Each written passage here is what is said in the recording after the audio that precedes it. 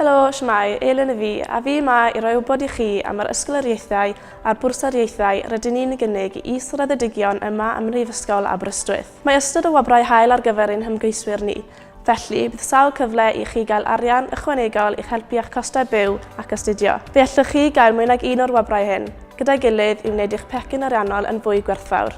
Y gystadleuaeth am yr ysgoloriaethau mynediad yw'r prif gynllun. Mae hynny'n golygu sefyll 2 arholiad, naill ai yma yn Aberystwyth, neu yn eich ysgol neu'ch coleg eich hun. Mae mwy na 30 pwnc i ddewis o'i plith, ac mae bob un arholiad yn para awr a hanner. Os rydych chi ddim yn siŵr pa bacyn i ddewis, ewch draw i gael gip olwg ar y hen papurau sy'n ar gael ar ein wefan. Mae'n ddigon hawdd lenwi ffurflen gais ar y we i drefnu arholiad. Dim ond rhyw 10 munud gymerith i, ac ar ôl i chi sefyll ar arholiad, fe gewch y canlyniad mewn rhyw 4 i 6 wythnos. Os ydych yn gwneud y dda, fe allwch gael cynnig ddiamod yn ogystal â'r arian yn eich poced i'ch talu am eich costau byw.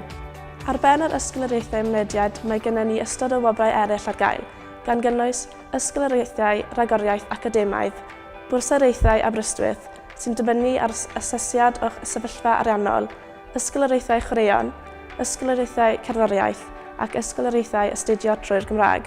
Rydyn ni hefyd yn cynnig ysgoloriaethau adrannol ym mynciau cyfrifiadureg, mathemateg a ffiseg.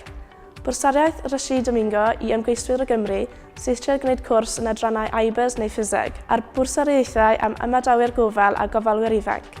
Cewch fanylion llawn o'r rhain i gyd ar ein gwefan. Bydd ymgeiswyr ryngwladol, sef pobl tu allan o'r Undeb Ewropeaidd, yn cael eu ystyried am ysgoloriaethau ryngwladol Aberystwyth ac am ysgoloriaethau rhagoriaeth israddedigion ryngwladol.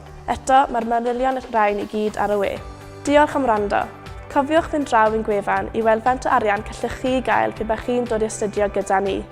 Gobeithio byddwch yn mwynhau gweddill y digwyddiad.